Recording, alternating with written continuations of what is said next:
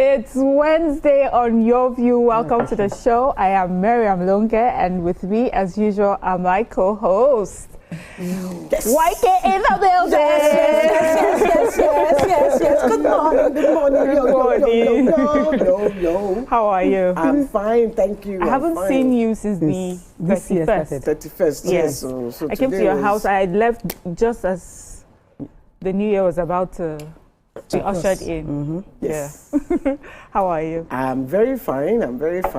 You missed, though. I did. If you see the food that came after you people left, oh my God. Oh my I'm going to buy a house near YK so that when I cross over, I walk home.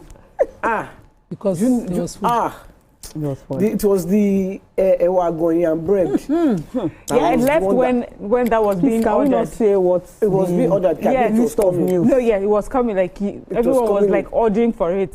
It's they make the bread there on the spot at the venue, and then they put the beans inside with high sugar. Anyway, YK, let me tell you, there was something you said to us. You know, you were talking to us about your hair mix, the clove in water. Guess what? My daughter is already doing it. She didn't waste time. The very next day, I trust her. And she has her water bottle. It's part of her hair routine now. Yeah. It's very good. It's very good. I use it. I love it. I use it. But I wanted to greet a Bishop Samuel Noti Agojaye of the Agojaye Methodist Church. He's, you know, I'm not like that, but I have to greet this guy. I was at a party. His sister turned 70. Happy birthday, Auntie Nadu, on Sunday. And he was the bishop that gave the prayer. And I didn't know he had seen me. And then he came out and said, your view is there. Yeni Kuti. I was there hiding. Well, I have to greet him. Bishop, thank you very much. Bishop. Thank you for the recognition. And then one other Your View fan. Because of time. In London. Okay, thank you to the Your View fan in London. Because of time. And her niece. Yes, so you. I don't know his name. You forgot your name. How are you? Have I seen you this year? Martin Zip. Where did we see? Can you read them for me? I don't think so. So you are so much in my heart, I didn't know. Yeah, we're always in each other's house. So I wanted to continue my rant on the. Okay, today I want to say happy birthday to Lade Kuti and Nikolako Kuti and Kunle's son. YK just posted Ayomide Kuti and Nikolako Kuti. Happy birthday to both of you on behalf of YK and myself. Yes, but I'll continue my rant. And all of us on the Your View table, thank you very much. On the Your View table, what is your aunties? On behalf of YK and all of us on the Your View table, happy birthday. Lade, I miss your birthdays because now you are no longer doing party, but my kids also miss it. I hope you're watching. I wanted to talk about waste, you know, the way it is in Lagos, but then we'll talk about it tomorrow. We'll have every day. Round two. The holiday went by quickly.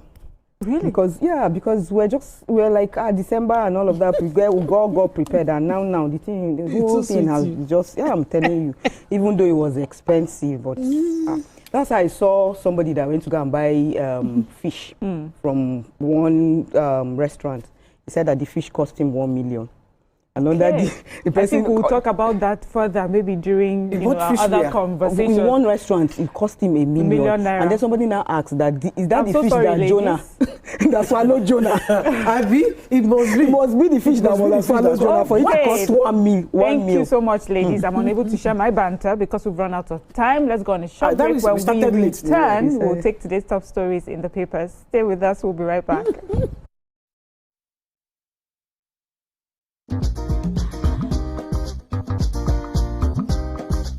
Stay tuned.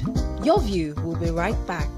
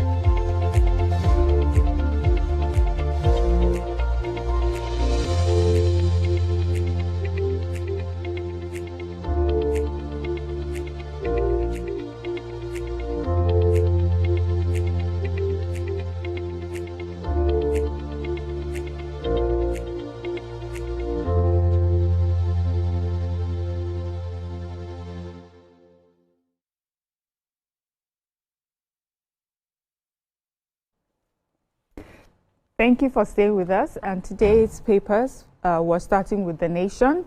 Major headline in The Nation: students rally support for tax laws, shelf protest plan. We have obedient movement. Obi won't go for anything less than presidential ticket. Support base swells for Tinubu in Rivers. Military feat in Venezuela, amazing, said Trump. That's so his language. At the bottom strip, we have 1 million to get federal government's digital skills training. Jonathan still active in PDP. Sheikh Harel backs Abba Yusuf against Kwankwaso.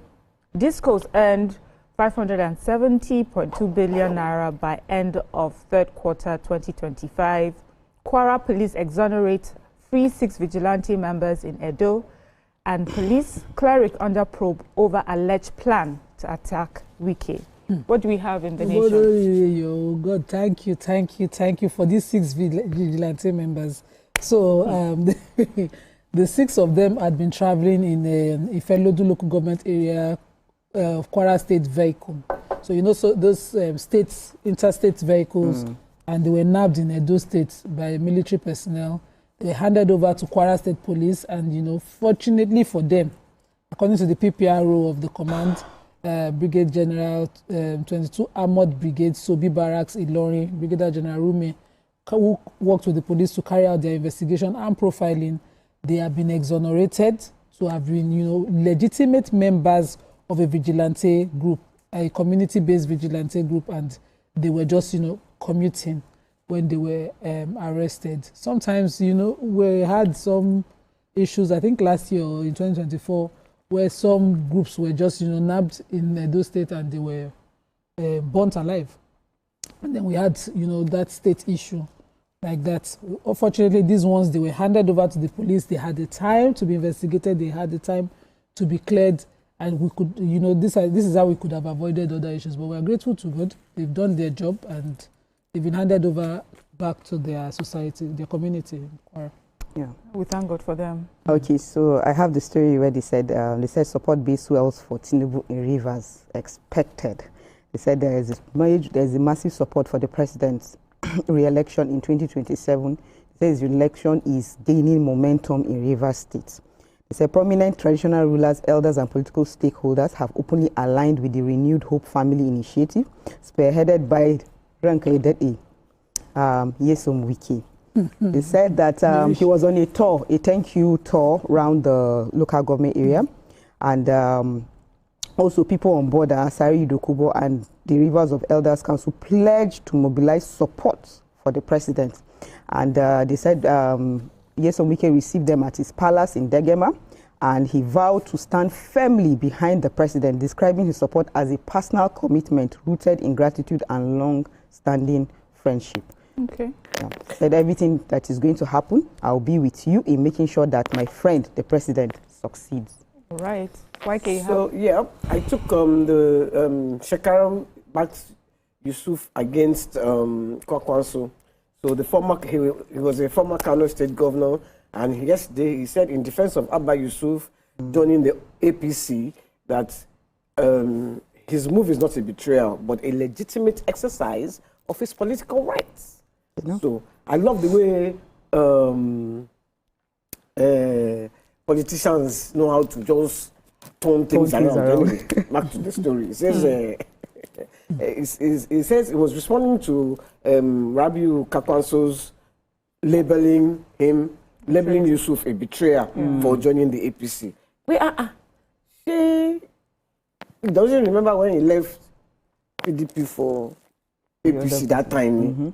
Now you should remember that he did not relinquish his seats at that time when he was a PDP member and he went to. What is good for the goose? Politicians are just like this.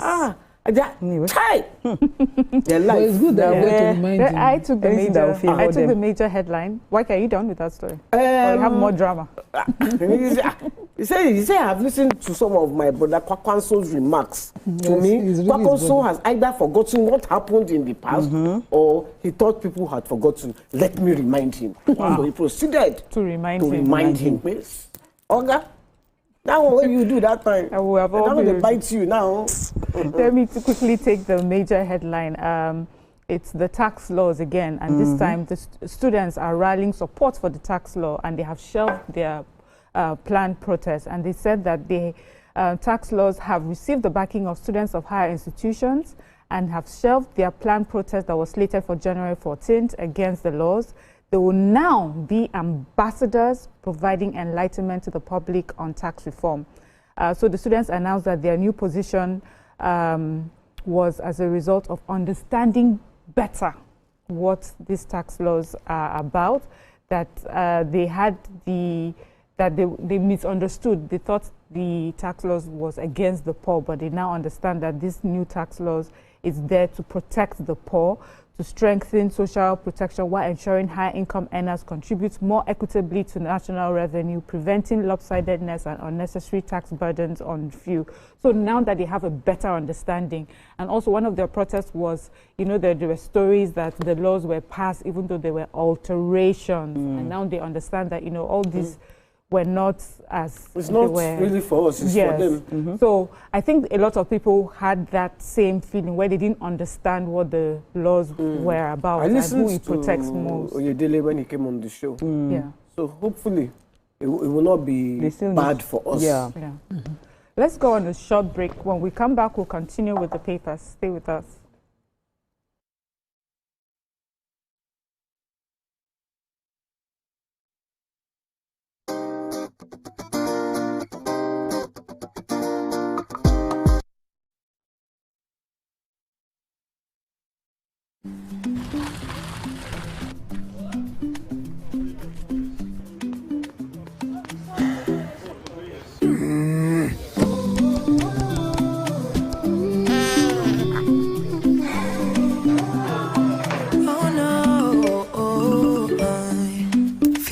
To imagine a world with no boundaries. Just you and your dreams, running wild and free. Oh no,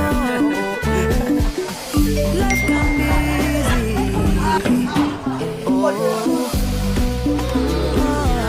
Smooth connection where they collect.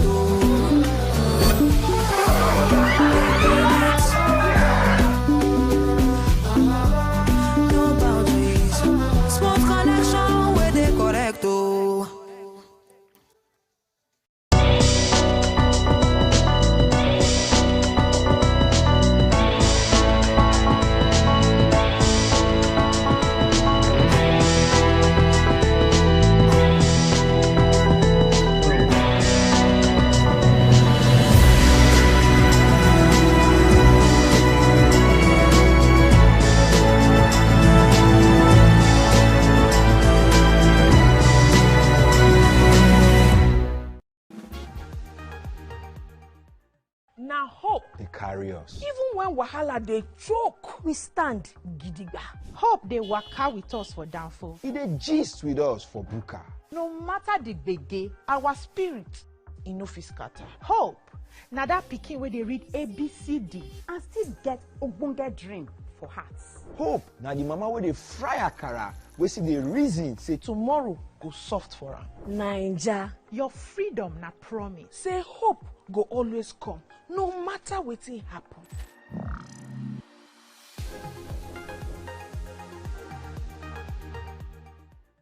Think fast, play smart, win big. We Cash, the game show where every contestant gets the opportunity to win money.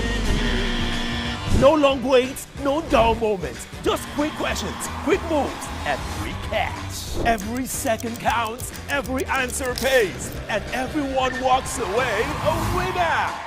Are you fast enough for quick cash? Scan the barcode on your screen and you just might get a chance to take your shot at instant fortune. Quick Cash, showing Mondays and Fridays on TVC Entertainment.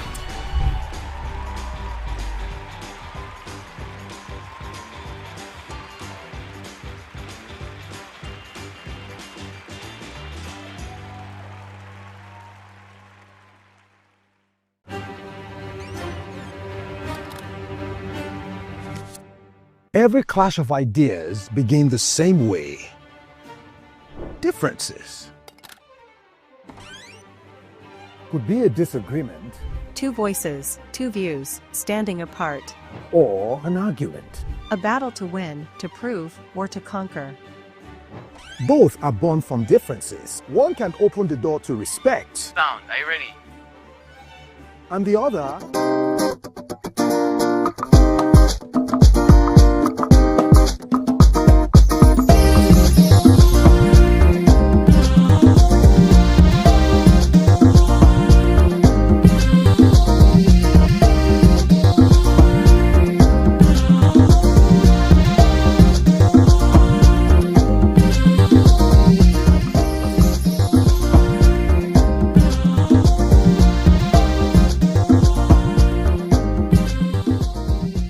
Thank you for staying with us. We're still looking at the papers, and on the Punch, major headline, power drain. Electricity subsidy nears 2 trillion naira yearly. 2027, Jonathan pledged active role in PDP, says Turaki. Ekiti poll, opposition parties threaten boycott over PDP exclusion. 3 siblings burnt to death for burial January 14th. Banditry, police free 6 vigilante arrested by army. VIP protection crisis, NSCDC moves to recruit 30,000 officers. ADC ticket, Atiku rejects call to step down, blast Tinubu. IG deploys newly promoted DIG 17 CPs. And finally, recapitalization hurdle, pension firms hunt 277 billion naira lifeline. What do we have in the Punch? Okay, so despite anti tariff adjustments, our federal government is owing for the year between October 2024 and September 2025. Our federal government is now owing electricity subsidy of about 2 trillion, almost 2 trillion. And this is because they said that in the absence of cost-reflective tariff, government has undertook to cover the resultant gap between a cost-reflective tariff and allowed tariffs in forms of tariff subsidies. And so whether or not there was this adjustment, the government is still having to cover that amount in subsidy, according to the National Electricity Regulation Commission's report that came out this year, quarterly report. And they gave a breakdown of each quarter and how much the federal government has had to cover. And now they have added that to the already outstanding that they have to cover. But which is about 4 trillion that they owe to the Gencos. But the discos were still able to raise revenue despite lack of light, inconsistent power of about 1.1 trillion. Yeah, sorry, my story is not opening. Yes, 1.3 trillion. Yeah, you know that they were able to get from the electricity bills that we paid, even despite all the blackouts, the power grid collapses, and all of that. There was this area report I got in Awoyaya for 3 weeks straight, total blackout. Everybody, they carry phone. And so when you try to call by people there, you can't reach them. Their phone is ringing maybe in one rented shop where they are charging it because, you know, they don't have the facility to use a generator. And a lot of those things. But discos are recording profit. We're still recording subsidy. Everybody just making money in the chaos, but it's okay. God will help us and... Okay, so I have the story. So I have the story of the CPs that have been deployed. They said the Inspector General of Police, that's Olukayode, has approved the deployment of the newly promoted Deputy Inspector General of Police alongside 7 commissioners of police to strategic departments, commands and formation across the country. They said that, as Benjamin Hundeyin said, the deployment was aimed at strengthening operational capacity, enhancing leadership effectiveness and improving public safety nationwide. And amongst those who have been deployed are Aina Adesola has been deployed to Delta State Police Command. We have Umar Had AGR to Kebbi State. There's a long list of all of them. And at the end, he said that they said that they urged the newly deployed officers to provide result-oriented leadership, uphold professionalism and integrity, and ensure strict adherence to the rule of law. We pray that they discharge their duties. Well, mine is a sad story. It's a sad. It's about the 3 Omatsu brothers who died in the inferno. You know, apparently I even thought they went inside, but it says they were inside when part of the building collapsed and they were under the rubble. So 3 brothers, Steve 40, Kashmir 39, and Collins 37. They all died. They were trapped in the building, and they're believed to have died in the fire. There's a surviving twin. So one of them must have been a twin. Camillus escaped. So they're burying them on the 14th of January, and their sister put on Facebook that the burial date for our brothers has been scheduled for the 14th, and I humbly request your prayers for divine protection over my family. I think it's so sad, and I use the opportunity to pray for the repose of their souls and for the surviving members. May God give you the fortitude to bear the loss. Thank you, Waiki, for ending it that way. Let's move on to our next paper, Daily Sun. Major headline: terrorists plant explosives in Niger farms others. Military bust suspected suicide bombing network in Northeast. Young adults hit hardest in 1,119 Lassa fever cases. CSO slam fiscal rascality in Tinubu NAS budget repeal. Support Tinubu to sustain progress. Wike urges Rivers voters. The Sun Awards will make us do more. Governors Imba and Yusuf. And finally, 2027, no aspirant will step down in ADC presidential primary, says Atiku. What do we have in the Daily Sun? I have the terrorist story. So the troops of the Operation Hadinkai, led by their Oga, but the spokesperson of this joint task force was speaking on how they busted a terrorist suicide bombing gang somewhere, and in the Northeast they said they carried this cordon and search operation, in the Yan Lemo area of Mobile South local government area of Adamawa State, and they busted them and they got some group of suicide bombing network, and they intercepted one man among the group who is a terrorist logistics supplier, and some items were recovered from him: cash, mobile phones, identification documents, ATM, jewelries, others. They were seized from the suspect in his residence during search, and he's been handed over, of course. The troops also seized they were also able to intercept a large consignment of suspected terrorist logistics in Mayo Nguli Maliha local government area in the same Adamawa State. They seized 45 jerry cans of petroleum or petrol, and a total volume of approximately 1,125 liters suspected to have been smuggled for terrorist use.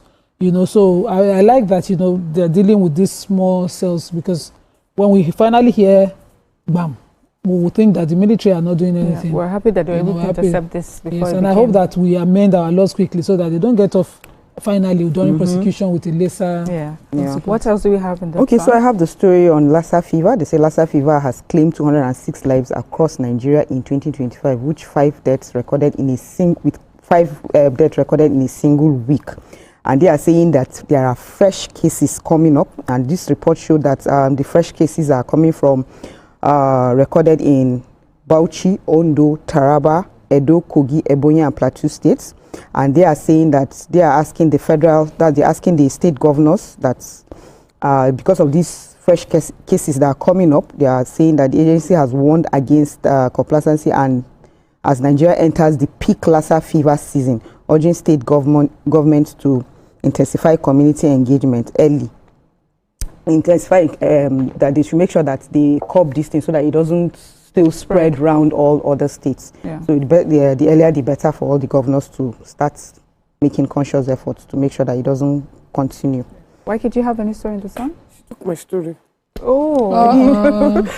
Let's quickly look at the Vanguard then. No, the troops. Is the major headline. It's not the major headline. Terrorists. Which one? Who's okay, let's just go on to the Vanguard. Terrorists on rampage in Kwara, Katsina, Kaduna, many abducted.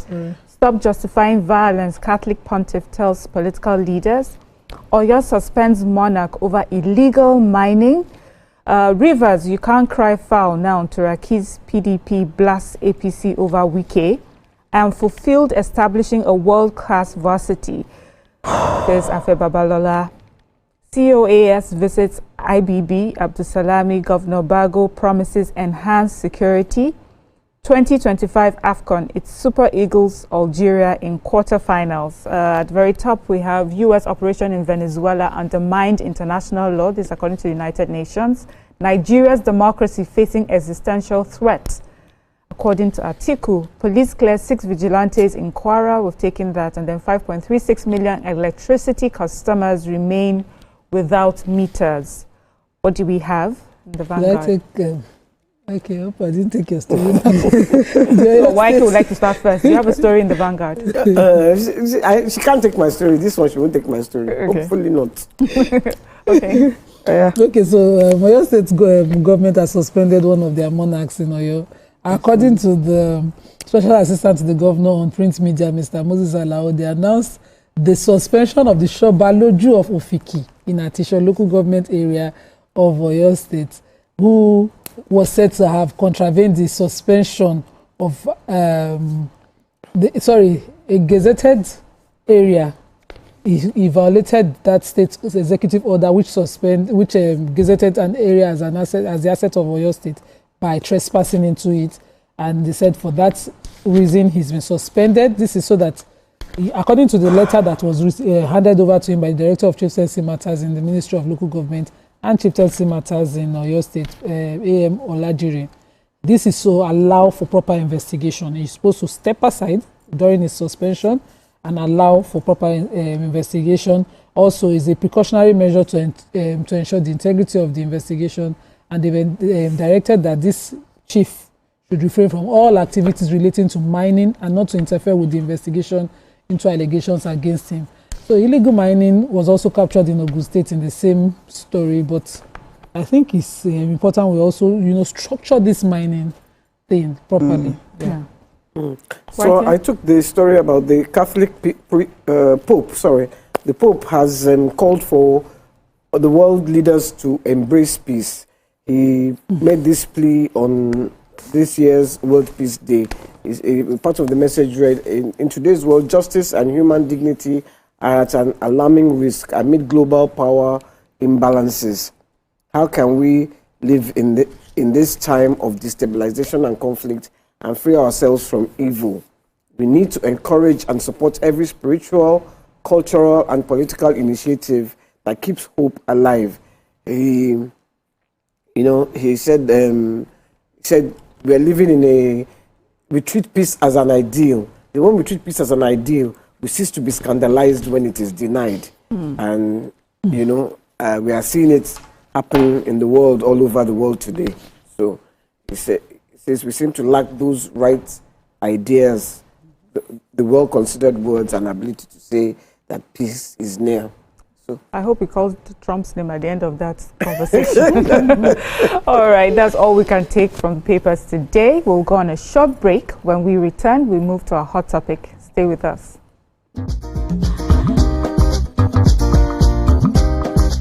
Stay tuned.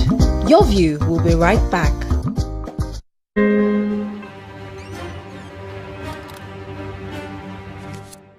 Every clash of ideas begins the same way. Differences could be a disagreement, two voices, two views, standing apart, or an argument. A battle to win, to prove, or to conquer. Both are born from differences. One can open the door to respect. Sound, are you ready? And the other close it with fire. Two perspectives, but one big issue. Are you good? Yes, I'm good to go. So do we argue to fight or disagree to understand? 3, 2, 1, we are live. This is the big...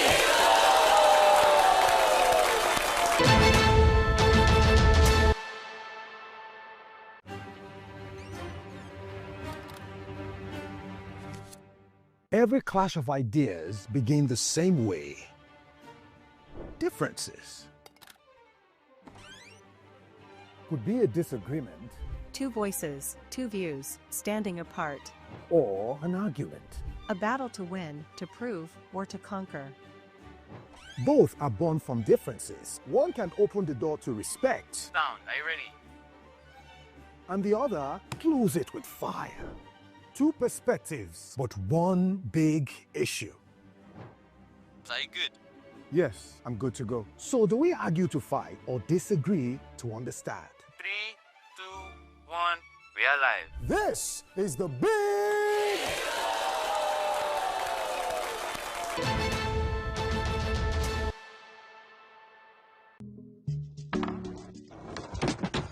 You guys, this was the gist about Irasta and Rema now. You day wine. It's all over my FYP, but me I don't know, Sha. Cause fake blogs yakpa. And if you ask me, it's giving sauce. Listen, I just checked the new TVC Entertainment WhatsApp channel like right now, and they just dropped the update. Are you for?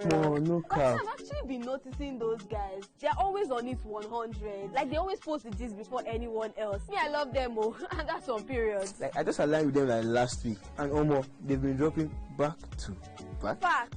I love how it's straight from the source. No cap, no fake news, just pure entertainment. I low-key feel like an insider right now. I know, right? TVC be cooking. Real talk. It's like Gist Express. Premium gist on cruise mode.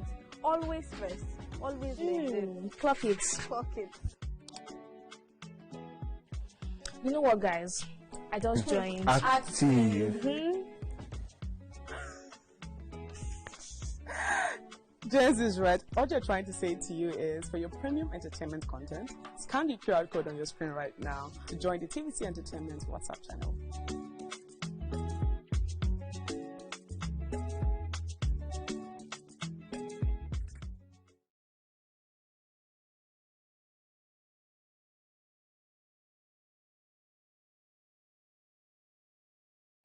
From 12 p.m. to 2 p.m. on TVC Entertainment.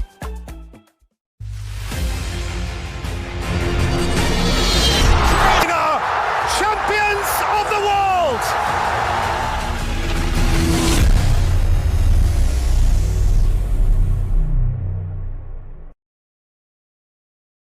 Think fast, play smart, win big. We Cash, the game show where every contestant gets the opportunity to win money.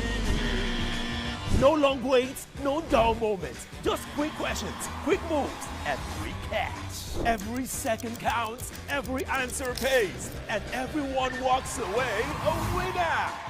Are you fast enough for quick cash? Scan the barcode on your screen, and you just might get a chance to take your shot at instant fortune.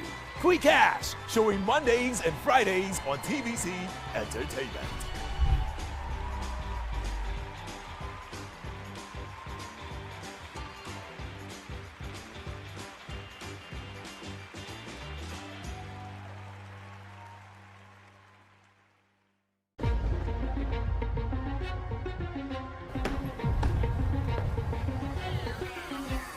This is not just a round table. This is the Black Table.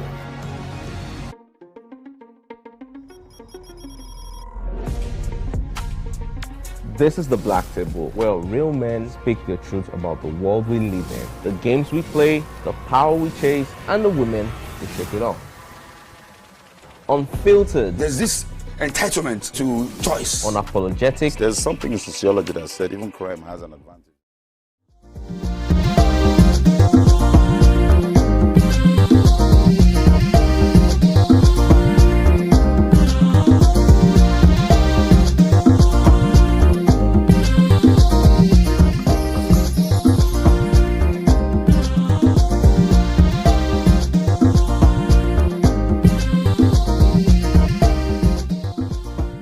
Thank you for staying with us. So, Victor Osimhen was involved in an outburst with his teammates at a point where Nigeria was already leading by 3 goals.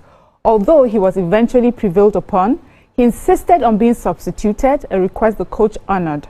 Following his substitution, Osimhen isolated himself and did not join his teammates in celebrating after the match. Multiple reports further claimed that he threatened to leave the national team immediately and return to his club in Turkey. While these reports remain unconfirmed, they have intensified public debate around the incident. So, footage aired by TVC and others suggest that the outburst stemmed from Osimhen's frustration over what he perceived as a lack of service from his teammates, despite being in a more advantageous attacking position. Supporters of the striker argue that his reaction was driven by passion, competitiveness, and deep love for Nigeria, viewing his conduct as the expression of a player desperate to contribute more to the team's success.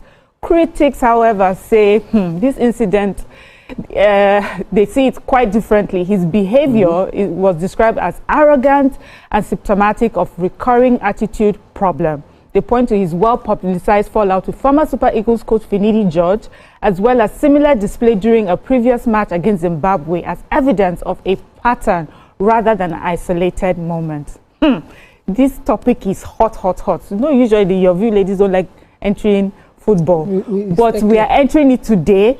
And to help us discuss this, it's our senior presenter and reporter, TVC News, Aki Rimian. You're welcome. It's a pleasure. Thank you so very much. I'm blessed amongst women. Good to be here. Okay. And, certainly to see me again. Yeah. No doubt. All right. Let's call our viewers to join today's conversation on 0201 635 2013 or 09024 163 440. You can also tweet to us at TVC Connect using the hashtag YourViewTVC, and we're streaming live on YouTube as well. Ladies, when I first heard this story and I heard that we're discussing it, I was like, I don't watch football. But you don't need to watch football to know that things have been happening in the football sphere. I was just hearing Victor Osimhen, Lookman, something fighting. I said, hey, Nigerians, have they gone to embarrass us on the public stage again? So for me, you know, I just thought this, and then Nigerians are talking about it. So I'm so glad that Mian has joined us today. But YK, do you have anything just to open the floor? Let us tell it from our own women, you know, angle. Let me listen to the women first. Yes, listen to us, because, you know, because I don't know much about him. I've seen, I know him, I know of him. He's in a few adverts. So, when this thing, I watched it. And then I was listening to the radio this morning because everyone is against him and saying he was. But then I listened to somebody else this morning who said he is a footballer. And that what happens is when you are a star player like that, your teammates are jealous of you, so they will refuse to pass the ball to you. That it used to happen to him that he said we should go to one place and ask for, he called his name. Okay. The guy's name that was talking on the radio. Okay. That they should ask for him. They will know that he's a player. So when you are a star player like that, the teammates just gang up against you and they don't pass you the ball. I watched the video. I thought he was badly behaved. Okay. So I'm not sure which side. I'm in the middle right now. Because I don't know if he does it on a regular, but I've seen him in 1 or 2 matches. He's the one that wears that mask. So I thought, why is this one wearing mask? They say his jaw is paining him. Which I think it's cool. I said, are you sure this mask will let him see very well? They see you. So I don't know. I'm not a football person. I'm a fans. Okay, Ziba, tell us. They see you. So I love Osimhen. I love his football, but there's a but. You know, his public rage is something that turns everybody off, and that we must manage. But I think that, you know, just as coaches used to say, because I'm a fan, you might just have a background trauma that is, you know, dealing with, that is disturbing the adults that he's become. But when you talk about his profession, he's excellent. He knows his job and he does it well. But this particular incident, because we remember the one we had with Finidi George. He had one too with his club at one time, so he has a pattern. But his football is excellent, and I don't always like it when people call him out, and I can never join. You know, I cannot join. You have a soft spot. No. Until the person is on. Before you go, let me hear Ramo. But I wanted to say on this particular one, because I caught the replay of this match, I couldn't understand. You know, I felt that after scoring, he scored. Lookman, I'm also a fan. You know, that one played well. You know, I didn't see that, you know, suggestion of his teammates not passing. I didn't see it, but now replay I watched anyway, so maybe it really happened. But what I couldn't understand was, you know, asking the coach to substitute. The coach not having authority because he's a foreign player. For me, that's a leadership problem. The coach ought to stand. If he thinks he should remain on the field, leave him on the field. What if it's to the detriment of how the play? The coach will decide what's the decision. No player. You don't tell the coach. Let me hear what to do. That's the problem Manu is having today. Let me hear Ramsey. Me and let us finish, then we'll give you the floor. Okay, so for me, when I saw that this thing, you know, I'm not a football fan that much, but when I saw the video, it just reminded me of my son. Anytime they go to play ball, and you know, he always wants to win. He always wants to score, and you know, and all. So when that doesn't happen, when he comes back, he's always angry, annoyed, and all of. So that's what I saw play there. And then I've been reading online. They say his shakara is plenty. But the only thing that came to my mind is that I was like, why is he getting angry? He's been paid to play this ball. Now he has collected money. You should just discharge his duties. As you know, let him just play that ball, score as many times as possible. It's not time for him to be getting angry. You should leave anger outside and you know focus on what he's there for. So me and you know you're here to give us context. We just saw something and we went emotional. Let's hear what. So, I will start to the fact that respect should be given to Victor Osimhen, one of the best strikers in world football today. Shop not cool. You see, not because he's a Nigerian and I'm a Nigerian. After Diego Armando Maradona, Osimhen became that player who carried Napoli on his shoulders, and they were able to win the Italian league again. After Diego Armando Maradona. And let me go back in time. If I'm not making a mistake, we're taking a look at when Diego Armando Maradona was referred to by commentators as Maradona and the 10 robots. That was in one of the World Cup tournaments when Diego Maradona was awesome against the 3 Lions of England. One of his goals was described by FIFA as the goal of the century. Then he scored the first one with his hand, and the referee didn't see it, and that goal was described as the hand of God. Players are exceptional. Osimhen is exceptional. But one thing we also have to understand about players who are gifted, who are talented, who are exceptional, who know their onions, is the fact that there is always an attitude problem in most cases, except for a few. Maradona had issues with drugs. Edson Arantes do Nascimento Pelé, the Brazilian, was said to be arguably the greatest footballer of all time. The only footballer living or dead to have won the FIFA World Cup trophy 3 times. No player has achieved that. Who was that again? Edson Arantes do Nascimento Pelé. Pelé for short. Don't say Pelé now. My sincere apologies. My sincere apologies.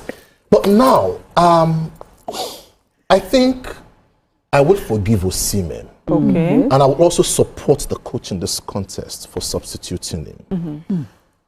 Jose Mourinho, while he was coach of Inter Milan, Zlatan Ibrahimovic requested that he should be substituted. Jose stood his ground and said no. And in that match, Zlatan sat on the pitch at some point in time to show he was injured. Mourinho refused, and he scored in that match, despite Zlatan requesting to be substituted. But this contest is a bit different. Why is it different? You see, when Osimhen is not playing, we rarely have the egos. Osimhen is the missing link in that Eagles today. Good or bad, after the Eagles failed to qualify for the World Cup, when you talk about the Eagles, there is no way you will not mention Osimhen failing to qualify for the World Cup. Now, in my own opinion, and this is my opinion, I think the structure from the Football Federation to the players, they failed Osimhen. In the last 8 years, Osimhen has been arguably the best player in the national team. And I hear if there is any player who deserves to don the jersey of the national team, it is Victor Osimhen. Now, but let me, just so that we can have a conversation, right? Yes. 11 players. Osimhen cannot be the only one where that's why he has people who like support him. Yes. Exactly. You have compared him to analyze him. You cannot play by yourself. No, let me go to that attitude issue. When you see Osimhen play, even at club level, you can't deny the fact that you see someone who is passionate. You can't deny the fact that you see a player who gives his all. In the national team, we've seen players who come and play for Nigeria like they are begging them to play for this country. In the national team, we see players who come to the pitch and they stroll. In the national team, we've seen the Nigeria Football Federation invite players who have no business in the national team. Ian, you're so right. Yes. I know you're about to head. Let's go on a short break. Okay, we'll come back. We'll hear Mian further. All right. Stay with us. We'll be right back.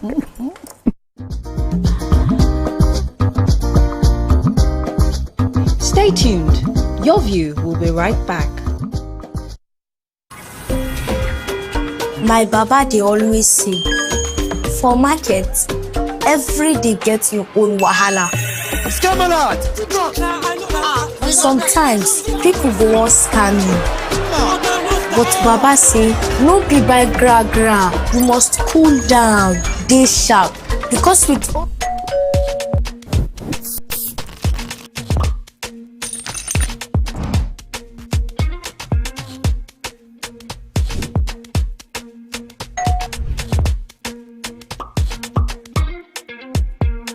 In 3, 2, 1, we are live.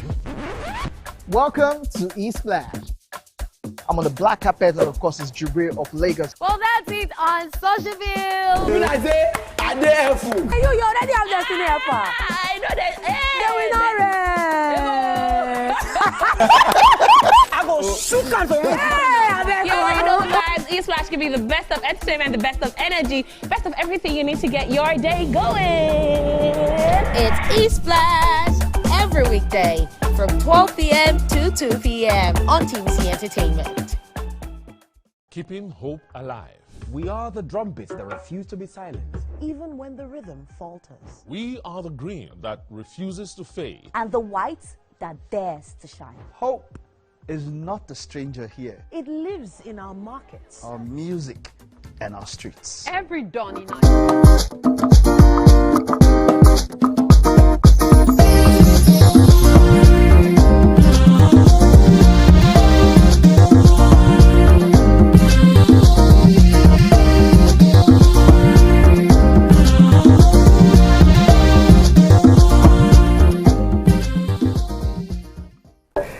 Thank you for staying with us. So before we went on the break, you were waxing lyrical about Osimhen. We're waiting to hear how the other players feature in, his success as well. Okay, now let me just hit the nail on the head quickly. You see, as of today, there is a record standing in the national team. Rashidi Yekini of blessed memory, take a bow, remains the highest goal scorer in the history of the Super Eagles with 37 goals. Osimhen is 3 goals shy of equaling that record. So after scoring a brace in that encounter against Mozambique, Osimhen was yearning to score more goals. Why? 2 reasons.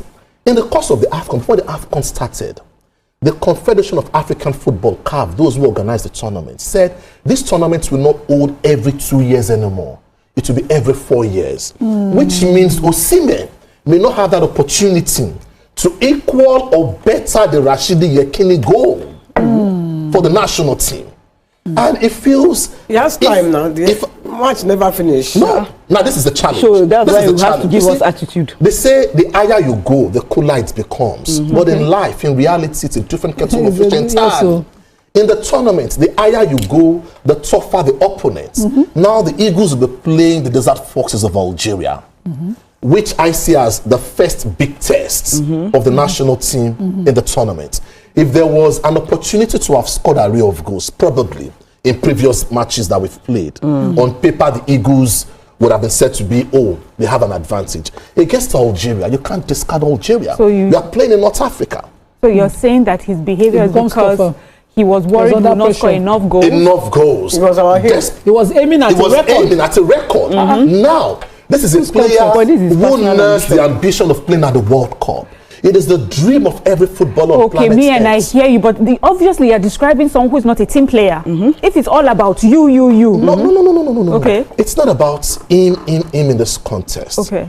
If it were all about him, then certainly some of the results we had, we wouldn't have them. Now, he has led by example by bringing his A game to the pitch anytime he's playing for Nigeria or if he anywhere. Needs team support, can the team support now, him? It needs the team support. Okay. And it's from the outside. But someone is even saying if the team members had not been passing in the ball, he can't score now. That's the point. So the team are supporting him. But if the team member knows he's targeting a record, we must agree that these things happen. That's it. If the team member knows that he's targeting a record, they can also make sure that it doesn't happen. What we are not sure about, let me take you to the year 1993. The Super Eagles were in Cote d'Ivoire to play Abidjan. Okay. We had Rashidi Yekini in that match. Yes. We were playing the qualifiers for the World Cup in 1994. And against Cote d'Ivoire, Rashidi Yekini had scored the first goal.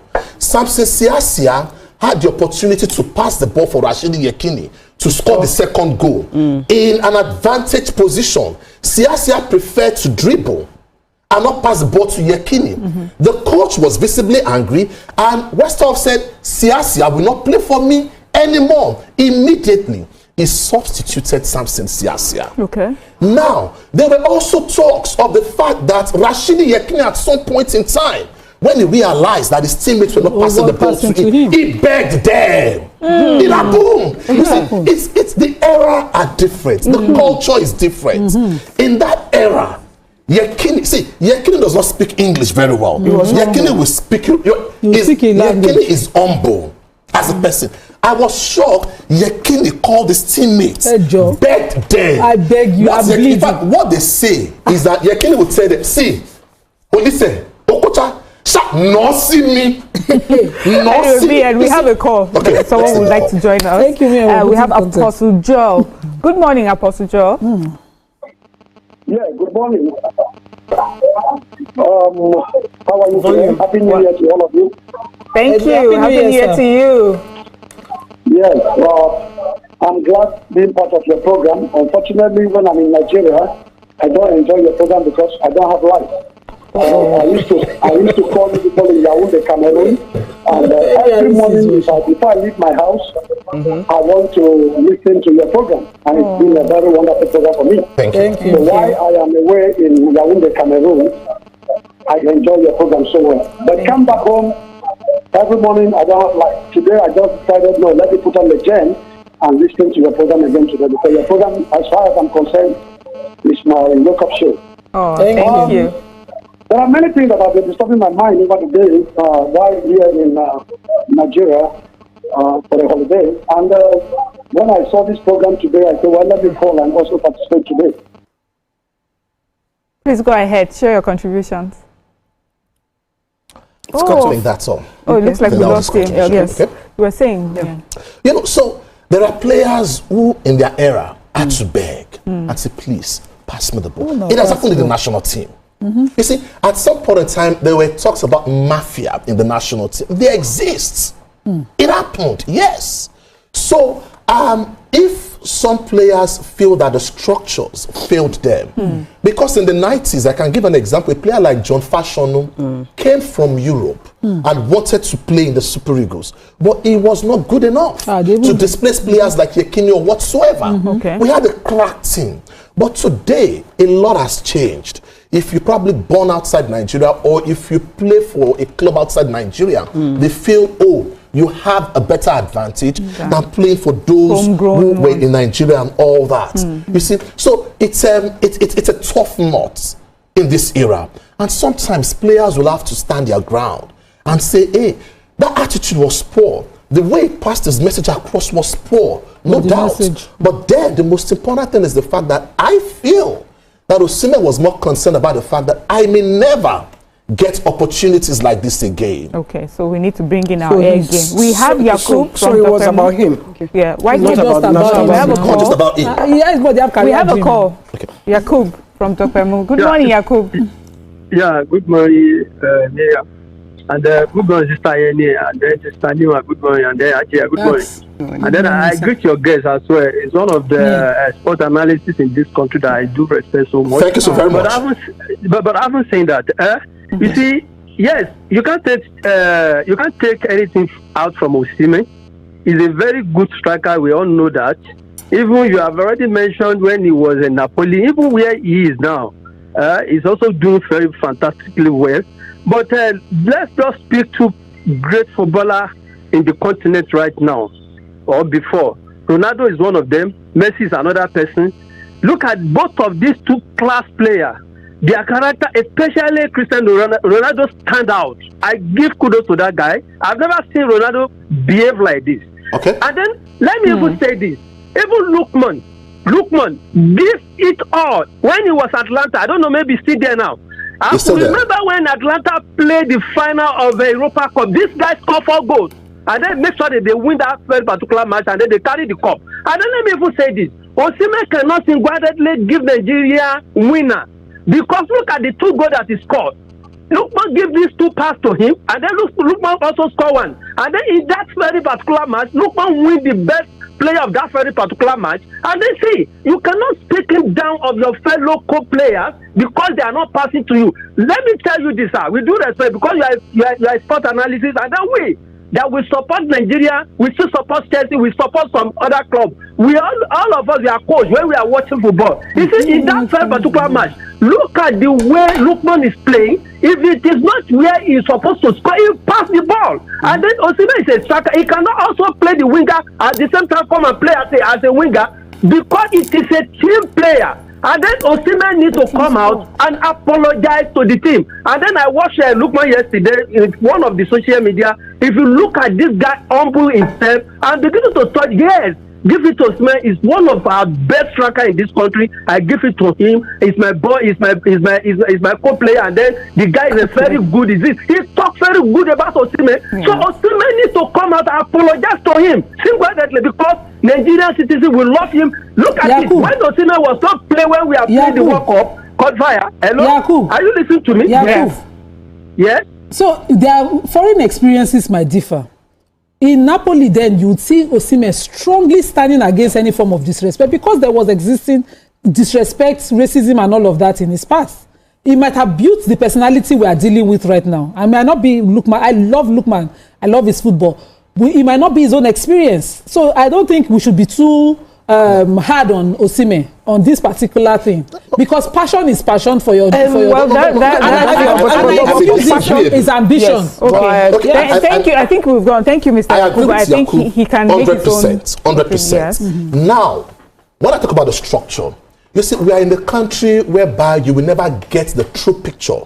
Details of whatsoever happened, unfortunately. But we can now, what the Football Federation have done in the aftermath of all this is to sweep issues under the carpet and say everything has been resolved. I'm happy you went there. You see, it's a no-no. It's a no-no. It is not. It may be a way, but it is not always the best way. You see, when I met Stephen Okechukwu-Keshi in Cross River State in one of the moments the Eagles were camping there, I asked him, Skipo, I wish you could write a book.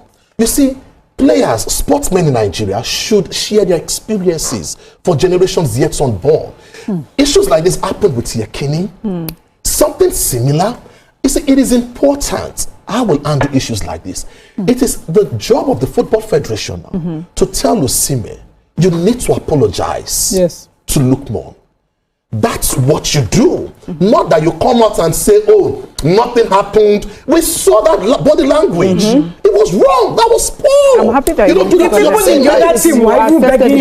You don't do that to your teammate. It's a no-no. Yeah, let me let Ramatu. Okay, so what I'm going to say is that, so you said a lot about the Victor guy and everything, and he may not even be thinking with all this ambition of saying that, okay, he needs to be the world scorer and all of those things. But then, if he really wants to get this title, just like the way Yekini did, Yekini didn't use attitude to get it.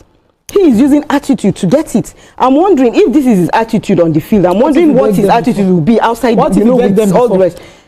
What if he begged them? But obviously he didn't beg them, because if he had begged them, this thing wouldn't have happened. And before you respond, let's take Kende from Ojo. Good morning, Kende. Good morning, my viewers. Good morning, good morning.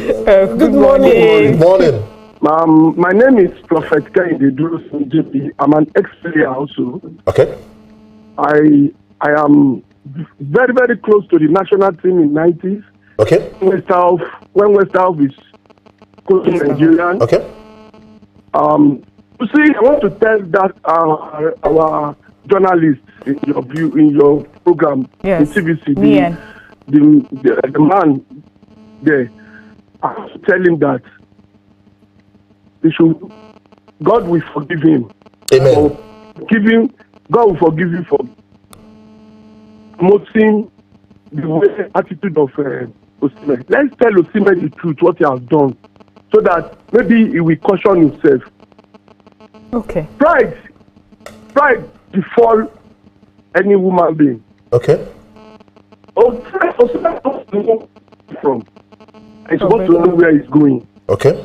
And not any coach in the world. The whole coach in the world, they are working. You know, no coach will accept that. Sorry, we're breaking up, Kende. Kende's line is breaking, but I get what Kende is saying. Now, Kende, as a prophet, may God also forgive you. And I'll say amen to that again. Because I've not lied to Osimhen. Okay. Now, I've looked at things from both sides of the coin and all that. I'm happy you didn't say, oh, probably I told a false story because you said you close to the national team in the 90s or whatsoever. You were giving an opinion. You see, the issue here is the fact that, like we said, Osimhen's attitude was poor. But as, you see, when you are in the limelight, in most cases, it is very difficult for you to see some of your flaws, especially when you don't have the right people around you to tell you things the way it should be. And that's why I said the Football Federation, you see, take a look at Wayne Rooney. When Wayne Rooney came from Everton, at the age of 17, Rooney bullied players in England. Sometimes he walked up to players on the pitch and was willing to punch them. It took a manager like Sir Alex Ferguson to manage the SSCs. So the other caller made mention of Messi and Ronaldo. Let me tell you, go on Google as we speak. In Barcelona Football Club, a bodyguard was once employed that when players go to clubs and they are drunk or whatsoever, this bodyguard, he had robbed more than 500 banks, close to 1,000.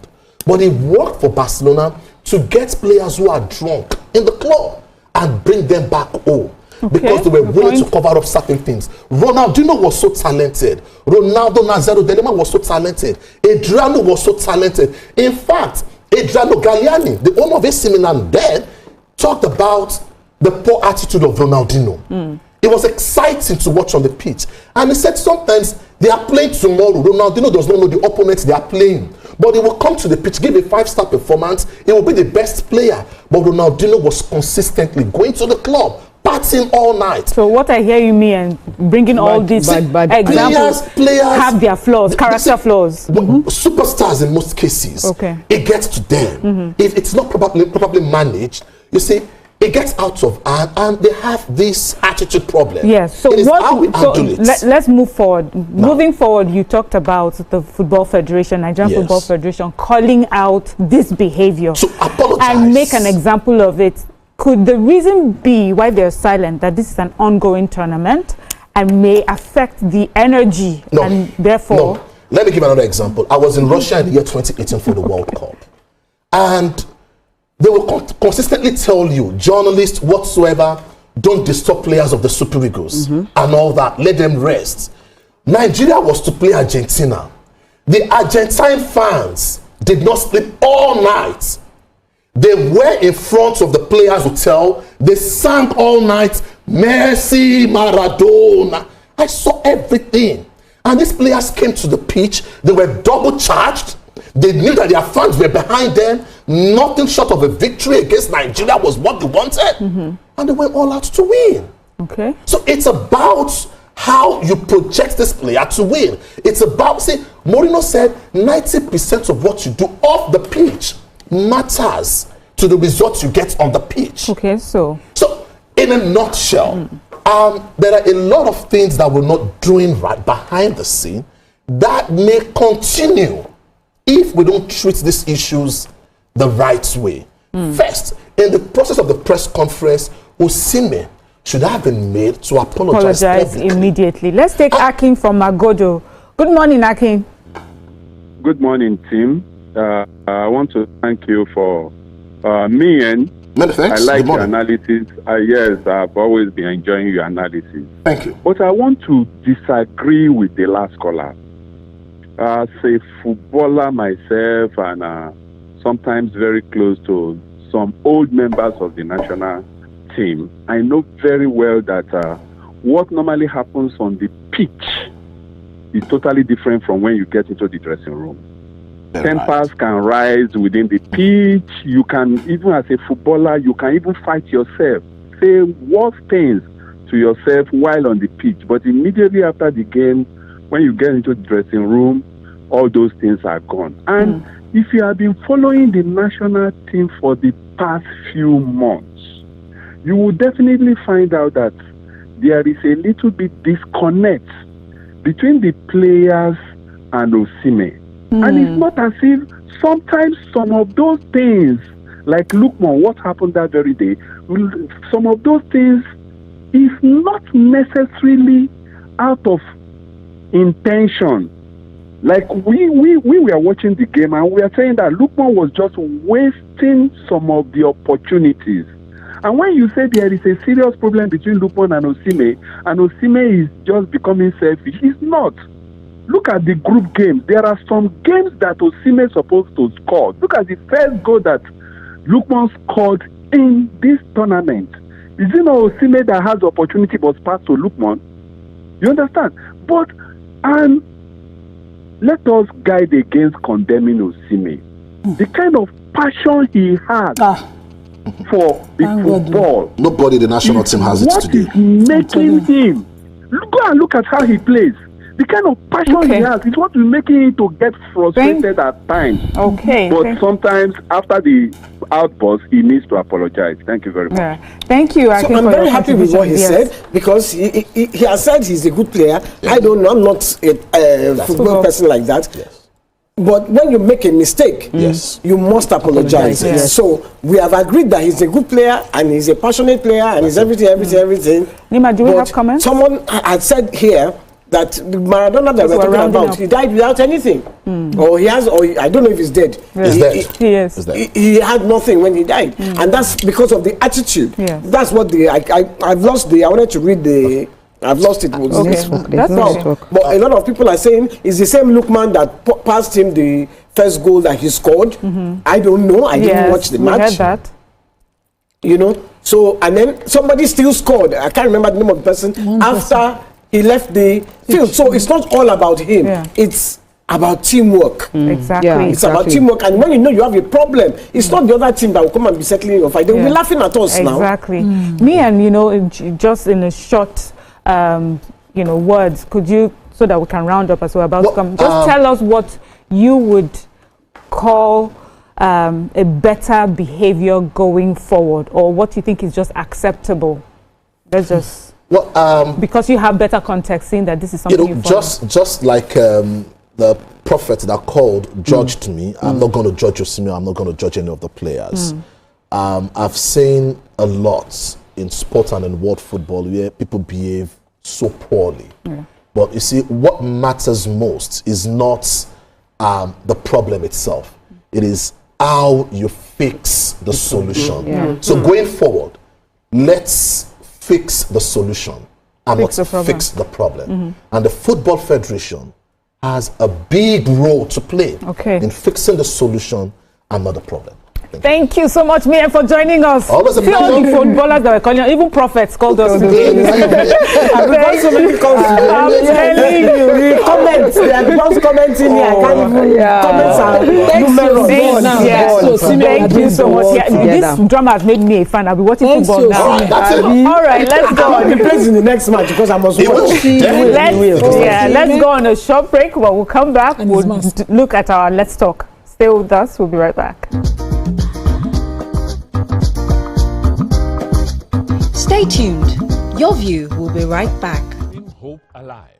We are the drumbeats that refuse to be silenced. Even when the rhythm falters. We are the green that refuses to fade. And the white that dares to shine. Hope is not a stranger here. It lives in our markets, our music, and our streets. Every dawn in Nigeria is proof that tomorrow is still worth fighting for. Hope is a child in the classroom, eyes wide, with dreams bigger than walls. Hope is the farmer planting seeds in faith, believing in rain and harvest. Hope is the youth unafraid to rise, rewriting the story of our tomorrow. Hope is us, Millions of voices refusing to give up on the promise of this land. Nigeria, our independence is not just history. It is a call to keep believing, to keep building, to keep hoping.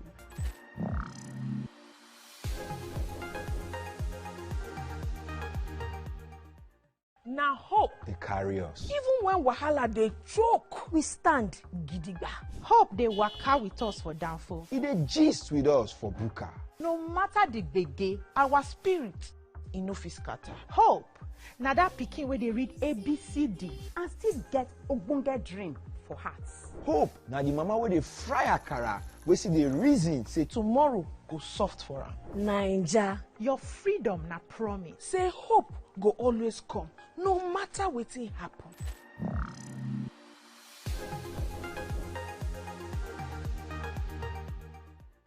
Think fast, play smart, win big. We Cash, the game show where every contestant gets the opportunity to win money.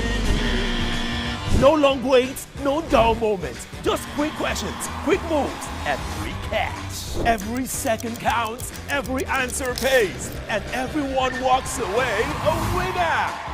Are you fast enough for quick cash? Scan the barcode on your screen, and you just might get a chance to take your shot at instant fortune. Quick Cash, showing Mondays and Fridays on TVC Entertainment.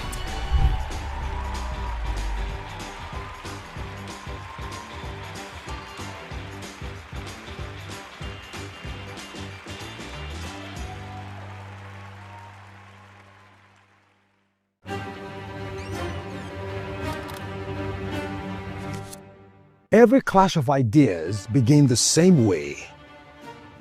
Differences could be a disagreement, two voices, two views, standing apart, or an argument. a battle to win, to prove, or to conquer. Both are born from differences. One can open the door to respect, Sound, are you ready? and the other close it with fire. Two perspectives, but one big issue. Are you good? Yes, I'm good to go. So do we argue to fight or disagree to understand? 3, 2, 1, we are live. This is the big...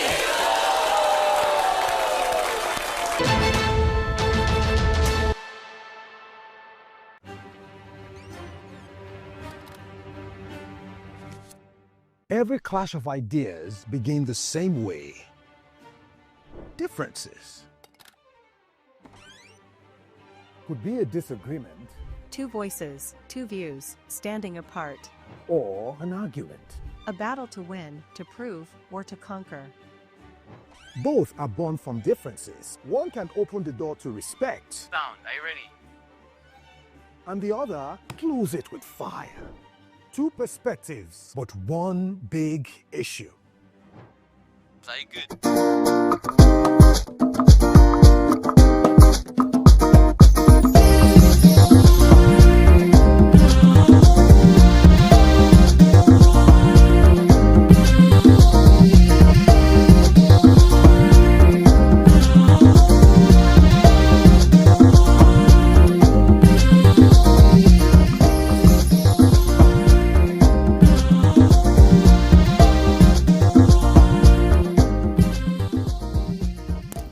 Thank you for staying with us. As political activities begin to intensify ahead of the 2027 election year, concerns around security, public safety, and social order are increasingly coming to the fore. Historically, pre-election periods often test the resilience of our security architecture, making proactive planning and strong citizen cooperation more important than ever. Today, we turn our focus on how Lagos State is preparing to maintain peace amid rising political tensions. This conversation will also examine strategies for sustaining law and order, curbing the activities of miscreants and hoodlums, and safeguarding lives and property across the state. To shed light on these critical issues, we are joined by CP Moshood Jimoh, Commissioner of Police, Lagos State Command. And of course, we would like our viewers to join the conversation on 0201-635-2013 or 0902-416-3440. You can also tweet to us at TVC Connect using the hashtag Your View TVC, and we're also streaming on YouTube. Welcome to the show, sir. Welcome. Thank you so much. And Happy New Year. I wish you all the same. Happy New Year. Yes, sir. So, sir, our conversation today is the security structure on ground. You have been the Commissioner of Police for Lagos, I think last year, February 2025. Could you just give us briefly what you met on ground, security-wise, and what you have been able to achieve, or what the challenges have been, since you took over command in Lagos State? Thank you so much. I want to, first of all, let our viewers, especially you people that are my colleagues for today that are going to be interrogating me, to be aware that the security situation I met in Lagos on my resumption in February, precisely 17th of February 2025, wasn't alarming. Okay. It was a very stable security situation. This is not as a result of a chance, it's because of the concern that the Mr. Governor of Lagos State, Mr. Babajide Olusola Sanwo-Olu, has for Lagos State. And they put up a template which I met on ground. But meeting that on ground does not mean we should sleep on our horse. I have to broaden the base of security to take security policing generally to the doorstep of every Lagosian. So I switched it in action. I created the Eco Strike Force, which is a team, an elite team to complement the RRS, that is the baby of the Mr. Governor. And the Mr. Governor quickly owns it and funded this team, which serve as an intermediate force, because they were located initially in Surulere, presently they are in Shomolu, to move into Lagos Island, there's any security flash, and to equally sustain security balance in the Lagos mainland, if there's any. So they've been intervening in a lot of areas, and they've been working very well. And that is why with them, we've been able to remove criminal elements of the street of Lagos. Okay. And equally of note is the adoption of the convoy patrol system that I created for all the area command. As we speak, they are still engaging in convoy patrol from area to area in their jurisdiction. And this still enable us to engage and strategize our crime prevention strategies to ensure that we remove this criminal element. I equally created what we call the anti-cultist in all the area command team.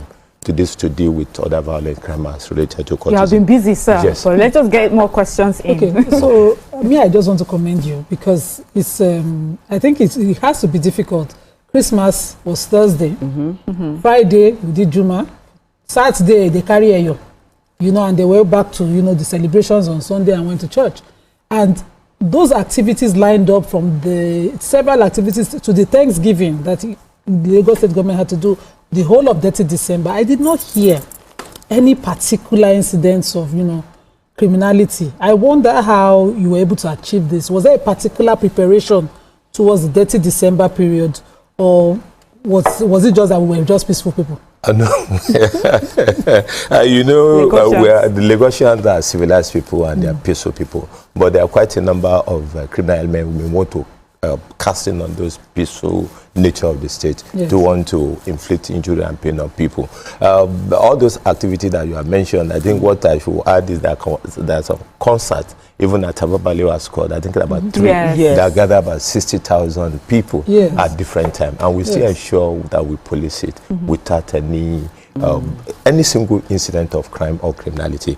This is not by chance, it's due to concerted effort and our preparation. We have our operation order in place. Not only that, I'm physically present in virtually all the events to ensure that I put my men to task, and quite a number of them, I put them too hard, and they actually conclude that if he's pushing us and it's there on ground to enforce it. So everybody is happy doing it. So we are spread that tentacle. I met the tactical squad, which are responsible for issue of violent crime, 23 in number. I've strengthened them to 35. And I'm equally going to take them further to 57 to cover all the local government and the LCDA in Lagos State. Those are part of the strategy, and it was working for us. And we are working 24/7 to ensure that we get this criminal element from the street. So, and they cannot put their foothold on the ground.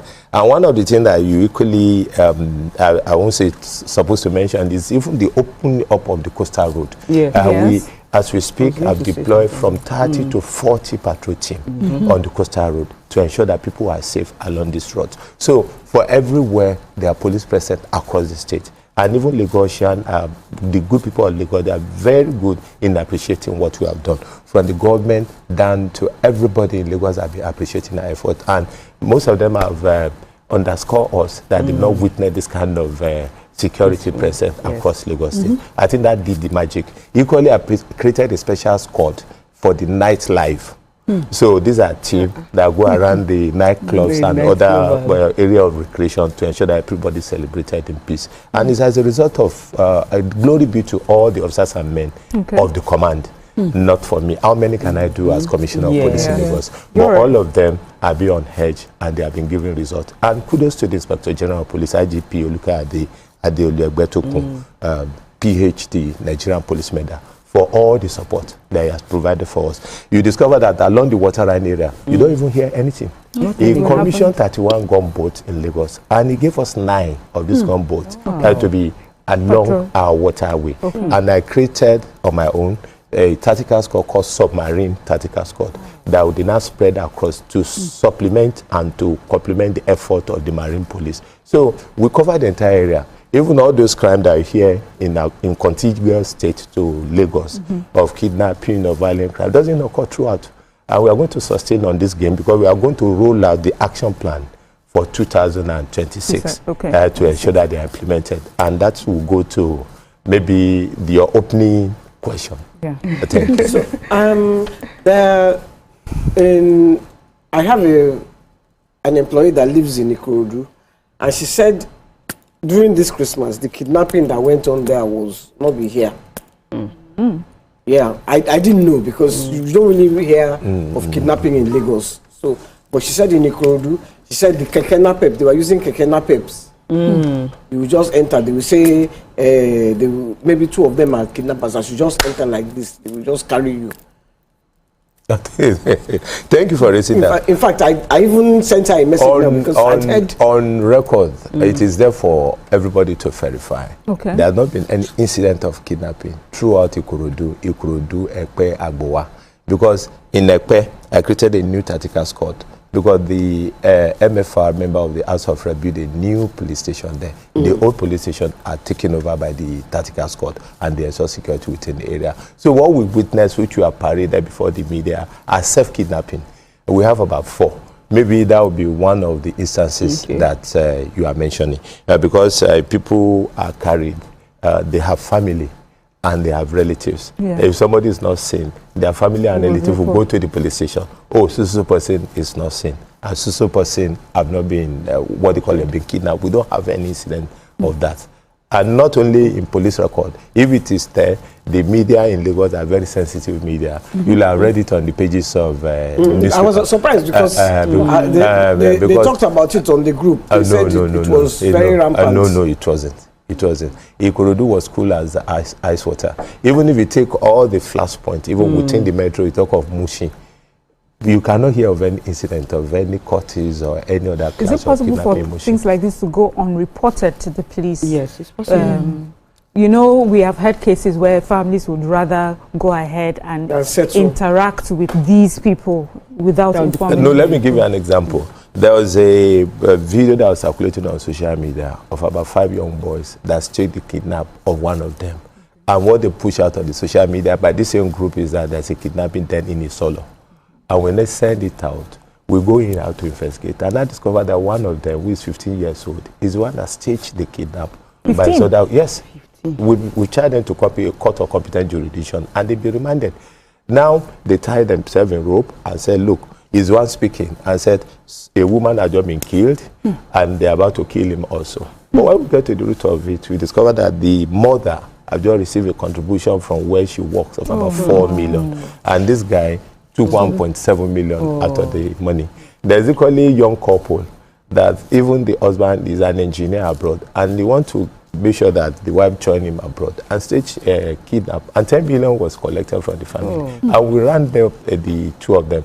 There's another housewife that equally the husband is in South Africa and staged a kidnap with another person in Osun State. We arrested the culprit and we rounded them up, and 2.5 million have been transferred by the husband for the kidnap. So all these cases we are going to prosecute them to serve a deterrent to other. Okay. So people may choose not to report, but after the whole episode, they will still report, and we'll have it on record. So there is nil. Kidnapping throughout Lagos State is nil during this period of that review. So for the last 6-7 months. Okay, so I'm going to. Yeah, so I'll commend that, yes, this period was actually very, very safe for us, because even me, in front of the house, when I'm leaving the house, there's a set of policemen at, I think after every, say, maybe 5 kilometers, you still see another. In fact, they are now part of us, because anytime we see now, they now know us, we'll say hello to them. But I think that there's still more to do when it comes to all these miscreants, as the boys around, these area boys. I noticed that they're always around, especially when there's construction going on. You see them, they just come from nowhere, especially if there's a small space. Maybe as they're doing construction, they'll now leave a small space so that you can do a U-turn there. That U-turn that is there, you find out that you find a lot of them around that area, helping you to do the U-turn, and then they will be asking you to give them money. They are all there. So I think there's still more to be done in that area. In that area, we had a meeting concerned with that, especially as it had to do with the coastal road and other area where construction were going on with the federal controller of work in the state. And they have been very helpful, and we've done a deployment throughout. So maybe after the show, you can drive through the coastal road and see that level of deployment and see if they will have opportunity to put their legs there. So I want to say essentially, the report like that can come, but we address it offhand, and that is why even the issue of traffic robbery in Lagos is gone. It's gone. The issue of one chance is virtually gone. It's because of ensuring maximum police presence across the state. And the addition is that the Inspector General of Police have directed the withdrawal of policemen from the VIPs and the unauthorized persons, especially VIP. So we've gotten in more strength, and we have deployed, and that's why you see a lot of personnel on the street. Thousands of them have been withdrawn, and we are going to equally use them. Like I said, we established the Coast Strike Force team to complement the RRS of the state. It's in the offing, and we are discussing with government to bring out another patrol squad called Anti-Crime and Community Protection Squad. The personnel are already on the ground. The mobilization are equally done. The logistics have been provided by state government, and we'll roll it out very soon. So to a very large extent, and I would say virtually, an incident of crime criminality have been brought to the lowest ebb in the state. I have something here. Chinyere says, I should please ask you, how safe is Ejigbo and Isolo during the next elections? I couldn't vote because thugs ensured that we did not come out. That's one. And then Ibrahim Makin says, please, some police officers are still checking people's phones. Is there any way that they can train these officers to understand that it is illegal to check people's phones at gunpoint? I like that you asked those two questions, because Commissioner was going to go into 2027 and preparation. So we'll take it when we're discussing that first question. But I think we can look at the second question of checking phones. We saw videos actually during this season, not particularly Lagos, the one I saw though, where people, police officers were actually taking, this is videos from people's phones, collecting their phones and wanting to check their phones. Why do we still have that happening? Oh, thank you so much. You know, I'm not a fan on TikTok. I'm not to advertise any online, but people put me on TikTok where I was warning officers and men of the command that you don't have the right to check people's phones, except if on the road, except those phones are subject of crime. For example, people, commuters might be in the bus, maybe like 5 or 6, and somebody can say my phone is missing. You know, it's quite easy to pick somebody's pocket and take the phone. And somebody says, suddenly my phone is missing, and he get to the next stop where you have police and raise the alarm. Then definitely they have to swift in, and everybody will have to know. But it is wrong. We have directed that the Inspector General of Police have directed that such should not be the case, where people at random, you pick up their phone or you try to profile them because of the way they look. But we want people to equally know that we have a lot on our hand equally, because any organization like the Nigerian Police Force that is subject to public opinion will have to grapple with the responsibility of constantly informing the public and getting people to know that you have a responsibility when you are stopped to comply. But if a policeman is trying to do what you feel at that point in time, it's against the instruction that we have passed. Be calm and be peaceful. Okay. Note where it has happened. Don't take on our police personnel. Okay. Then report and it will be addressed. But I think by and large it has got to a very low level. Even this incident of checking of phone, maybe you have 1 or 2 instances, but we have made it a subject of lecture constantly to them to know that that is not done, except if phone is a subject of crime. And because we have had instances where phone that are meant to be dispatched, new phone that are meant to be dispatched from Lagos here to other location in the country are said to be robbed on the road, and the phone are being used in Lagos.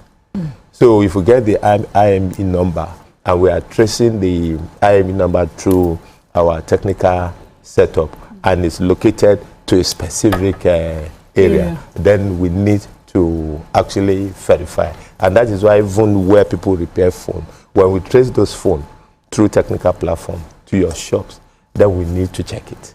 Okay, so that brings me to, I want to ask this question. So what about online fraud? Because there are a lot of people who buy stuff online and then at the end of the day, it's fraud. The people collect the money from these people and don't even send the products or whatever it is that the person bought online. There's online fraud. So what's going to happen? Because since you are talking about this phone and you check through IMEI and all of that, so I'm very sure that there will be a way that you can definitely. Yes, it's quite easy. We have a department for cybercrime, and they are working actively, very, very effective. Even at the level of the commando, we have a central cybercrime in Abuja, but at the command, we equally, because most often somebody who said he advertises something online, you pay the next thing, he will block you. And they've been doing it to several people. So we've been arresting quite a number of them. We have somebody in our custody now that we are rounding up investigation, a lady that do up to 500 million naira from people online. Yes, I'm telling you. That she advertised phone, she advertised vehicles, she advertised quite a number of things. Or where does the money goes? She goes the money to lodge in choice hotels. She chartered vehicle on daily basis, Range Rover and the other that goes like 200,000 and things like that on daily basis. So people like that, because we can't parade the suspect, but we'll give you the narration to know what we have done in that regard. So we are making progress, but we want people to be more sensitive when it comes to anything online, because you might end up buying what is not even what was advertised. And moreover, even from the 70s, this is Lagos. Lagosians are very smart people and they are wise people, and we wish the new generation that we are turning up in Lagos to be more wiser than even some of us that are older than them. Because in Lagos, you can't just come and play a prank on anybody from the 70s. Nima has a, let Nima jump in. Yes, I have a question. I've been sitting here. Let's take your question from YouTube. Sir, there was something I experienced towards the end of the year, which is related to drugs and the infiltration of drugs in certain areas, particularly squatting areas in Lagos State. Young people falling over. I don't know whether the anti-drug team within you have a partnership that is structured well to even go to source, because Miri used to be something we read off the papers to be a southeastern thing. He is now in Lagos. In my community, young boys are falling over every day from using this drug, and some people are also selling them within those areas. You will see, other things, substances, wraps and all of that. How is that being tackled? How often do these arrests happen of suppliers? Thank you so much. We are dealing with that head on. And if you see part of my press briefing towards the end of the year was when we enter Akala and raided the entire places. We don't only recover all these substandard, not only substandard, these drugs, illicit drugs and other things. We equally require firearms and ammunition, because illicit drugs propel crime and criminality in the area. So, and all the tactical squad, like I said, I've increased them to 35 from 23. They are all working and we are arresting them on a daily basis. But it is quite important for the parent to impress it on their children and what, to be of good conduct and not to go into drugs. Because if you see somebody going with the Coca-Cola bottle, anyway, you talk is just Coca-Cola is something else. Because if you can remove the effects of drugs on crime, then we have lower than what we have as crime rates in the state. So we are dealing with the relevant agency. We are working together with them to continue to raid all these hideouts, including that of the criminal hideout. And that is why you see the lower and crime rate that we have. So I hear you, the way you're describing the questions, how you're tackling, makes it sound like Lagos, nothing is happening, everything is fine. But we know that there must be challenges that that you're facing. What are the crimes, especially that you would say are more rampant these days, and the Lagos police is trying to work on? And a word of advice for Lagosians as well, in how they conduct themselves.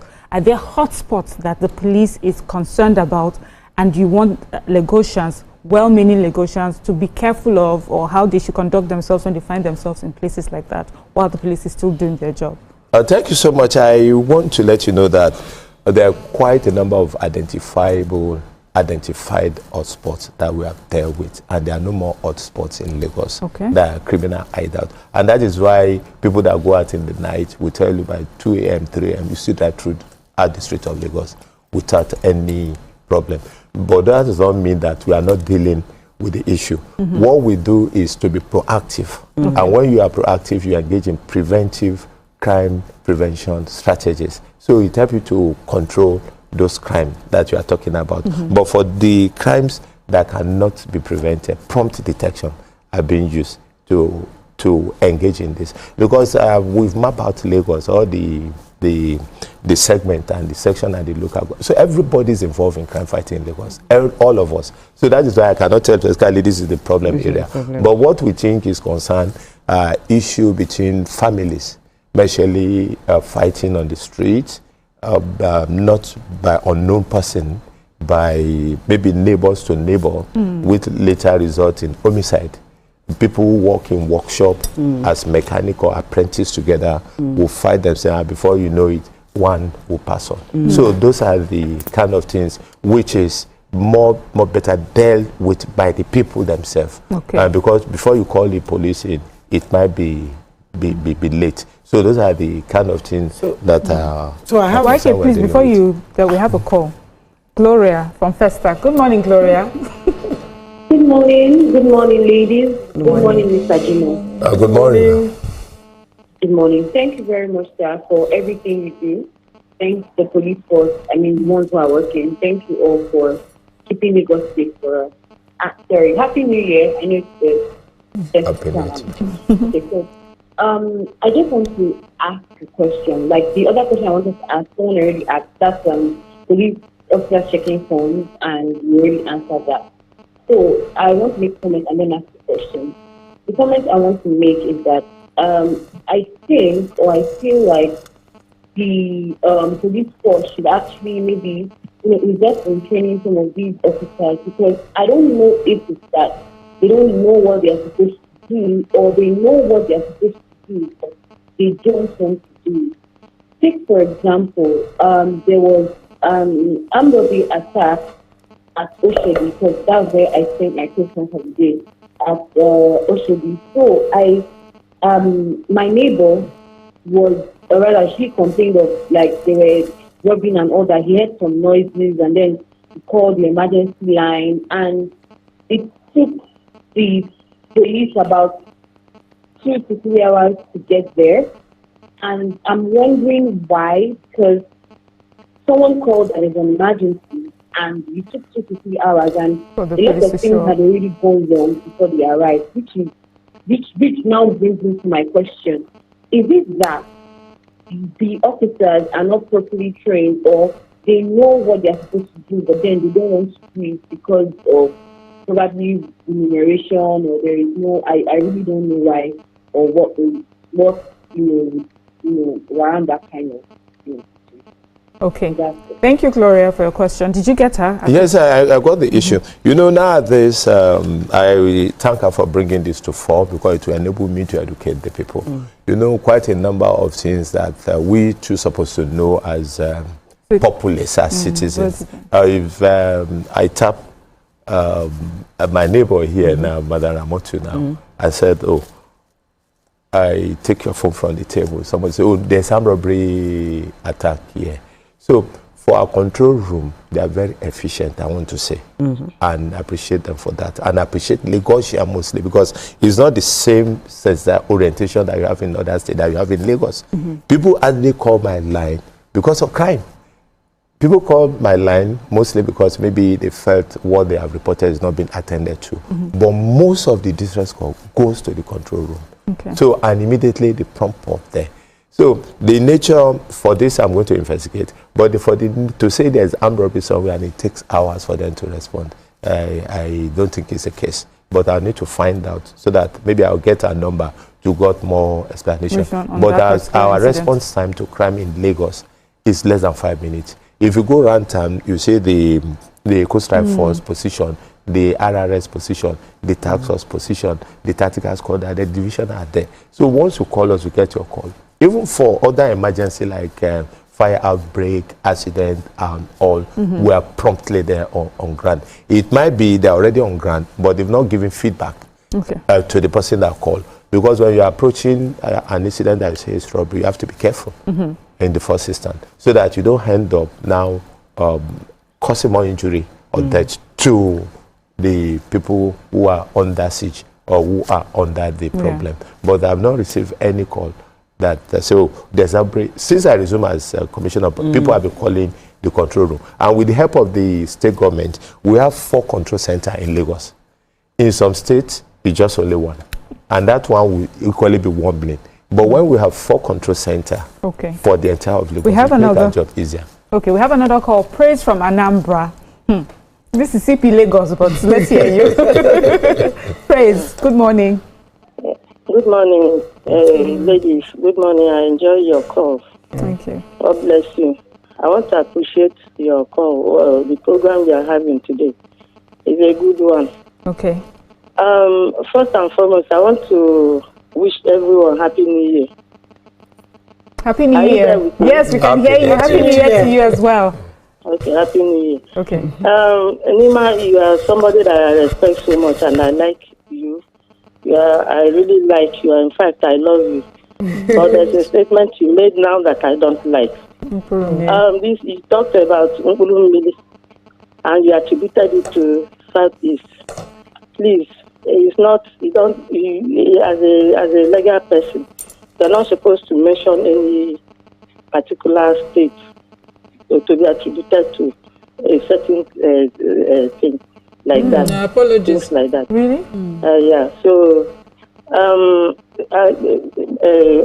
Oga Moisa. Good morning, ma'am.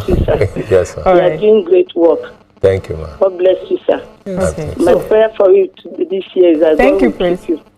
God will protect all of you. All right. Amen. Thank you. Thank you, Praise. So I'm back to my questions from YouTube. One person is asking, what about the use of technology, drones? When is the police going to do that? Second question, cameras. CCTV. Bodies. Okay, no, body cams. Yes, Okay. for police. Okay. Are you going to implement that? 3, CCTV. And 4, election. Yeah. The thugs during election. Fantastic. 4 questions. They are bombarding me. Yes. We'll finally come to the election and pre-election. Let me take you one out of the other. Okay. The Nigerian police force is not adverse to technology. We have drones. Oh, okay. Yes. Yes, working for us. But we don't need to start showing you our drones so that you don't shut them. So that you don't shut them down. Even before an event takes place in Lagos here, we have drones that go around there that survey what is happening there. Why you see those successes in all this event that you have mentioned is because of the operational strategy that we have adopted. I've learned along the line that dominant is when you take over the venue even before the event. So most of these events you are mentioning, we have taken over the venue 2 to 3 days before the event. So no any hoodlum or miscreant can abandon or begin to strategize on what detect for us. So we are making use of drone effectively. But I won't tell you where they are. But we are even throughout the country. Most of the operations that we are making successes is as a result of drone that went and take images and get back to us and we act promptly. Okay, but specifically for the 2027 pre-election period, as it starts this year, as we know, and usually we've had issues in Lagos where people have complained of miscreants taking over, or things happen, and before you know it, fight has broken, people are running helter-skelter. Would like to know what preparation. Okay, thank you so much. I will run into that. Let me finish our question. That even the body cams, we say very important. Yes, we do. Because a lot of the police they hide stuff. They what's the word? Profile young people, because my grey hair, everything, they just. But once they see you young, oh yeah, come down. Why can't they don't even know you? No. You see, the issue is this. Crime take different dimension at every point in time. Those days, you can be able to identify somebody that has snatched a vehicle from the way he dresses. If somebody have taken another vehicle, even where parked now, the first thing is that he puts it in a hotel and lodge conveniently. He won't search the vehicle there. He will allow the heat to come down and dress up in kaftan and begin to move out. You get me? And that is why we watch out for all those things. When you give us more attention as a police officer on duty, we'll flag you down. When you decided to ignore us, we equally flag you down. Those are the things. So, but when the complimentary is becoming too excessive, we equally know that you have something to hide. So, policing... And let me give you an example. I was in the car with my partner. The two of us, too young, the driver was young and the passenger was young. The two of us were at the back. As they saw them like this, they flagged them down. Yeah. Then, they just happened to look at the back and they saw two old people. They just said, go. The guys, that's how they do us. No, at your age, how many fence can you jump? Yes. It's not that old age people don't commit crime. But the one that is mostly violent are not committed by somebody of 50-something to 60 years or above. Are you getting me? So we know what... Why can jump first? Have you seen how agile she is? No. So what I'm saying is that we are not providing them because of the way they look. But we look at the circumstance in that vehicle that they are driving, for example. Some of them have number in the front. They don't have plate number at the rear. And everything goes together. You have to obey the law in no ramification. Some people change everywhere full of music. Even noise, excessive noise. It's only in Nigeria that somebody, you flag down the commercial bus and you suspect somebody and say, can you park? Let me search this person. And the old people in the bus will say, officer, what has he done? He didn't do anything. And not knowing that such a person with his cohort, as you move after the police point, can rob those who are in the vehicle. So those early warning signals, we know them. And we know the time of the hours of the day. But we made it clearly that we don't profile people and search them. So now to go to the election. Yes. The election... Let's go to the election. We're running out of time. So let's go to the election. In July, we did election for the 20 local government and 37 LCD in Lagos. They are the pre-election arrangement of security, the election proper and post-election. And that is why I make bold to appreciate all the officers and men of the Lagos State Police Command and all the other agencies that supported us. Nobody died, no injury to person, no single ballot paper was snatched. There's no way election was disrupted throughout. That's to tell you that we properly prepare for that election. And it is a yardstick or like a measurement for other elections across the country because it was extremely violent free. Because I got the kudos to the Inspector General of Police, IGP Olukade Adelu Egbetoku, PhD, Nigerian Police Medal, for all the support he has given the command. So what I'm telling you, as we speak, we are already in the pre-election period. And we are carrying out a threat assessment. So the issue of hoodlum, do you hear of it during the local government election? It was entirely peaceful. But because where I'm coming to is that the local government election is the most contentious election in the country because it's a grassroots election. Whosoever offices you are occupying ahead is because you come from a local government. So everybody wants to be relevant at the local grassroots level. So if we can police that peacefully, without any bloodshed, without any mayhem, without any death or injury. So it's kudos to us. So to the Inspector General of Police. So we are we are in the drawing board already for the 2027 election, because there's political grouping and regrouping here and there, and we are ensuring security in that area. And you can look around the country and see where there's any political skirmish anywhere. None. So the threat assessment is being carried out, and we are ensuring that the pre-election period is going to be essentially peaceful. The election period will be peaceful. The post-election will be peaceful. But we encourage the electorate not to have any fear of apprehension, to go out and exercise their franchise. The Nigerian police force is fully prepared for the election. So if we can do that in Lagos, which has the highest number of local governments in the country and the most populous states in the country as we speak, we can get the same thing done across the country. And mind you, there are a lot of off-season elections that have been going on in so many states, and all have been going on peacefully. Okay, so I wanted you to talk about hoodlums in certain areas when you have car breakdown and all of those incidences where they'll come and kind of things.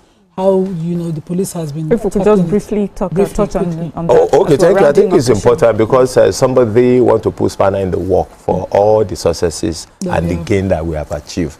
And he said his vehicle breakdown is somebody that create content. And I went there yesterday in the evening and discovered there's a filling station. The entire place is a residential area. There's no anywhere for anyone to urbanize. And the incident doesn't even happen to you. The breakdown of the vehicle doesn't happen to him. It happened to somebody. And the towing van center, about 2-3 towing van center, just across the point. And the towing van man that was an eyewitness came to me and said, yes, he was called upon to come. And that incident doesn't occur there. Truly, to be factual. But we are not saying that in other area that hoodlums, we are doing all-round patrol. And that is why this hoodlum that rob people in traffic, they are taken off the street. Constant raiding of criminal hideout is ongoing as we speak, and they are being prosecuted. Thank you so much, sir. Wow. Thank you so much for answering all our questions, the questions our viewers have sent on YouTube as well. Thank you for joining us again, sir. Thank you for what you do for the state and to Police Command. And to our viewers, thank you for joining us today. Hope you learned, a lot, like we did as well. I feel that we can read it sometime. We are using it in the future. Yes. But for our viewers, we have run out of time, so we want to thank our viewers for joining us today. CP, thank you again for joining us. Thank you so much. And clarifying, most of the questions that we have. The only question I wanted to ask was tint permits, but we have run out of time. To our viewers, join us tomorrow for another interesting show. Bye for now.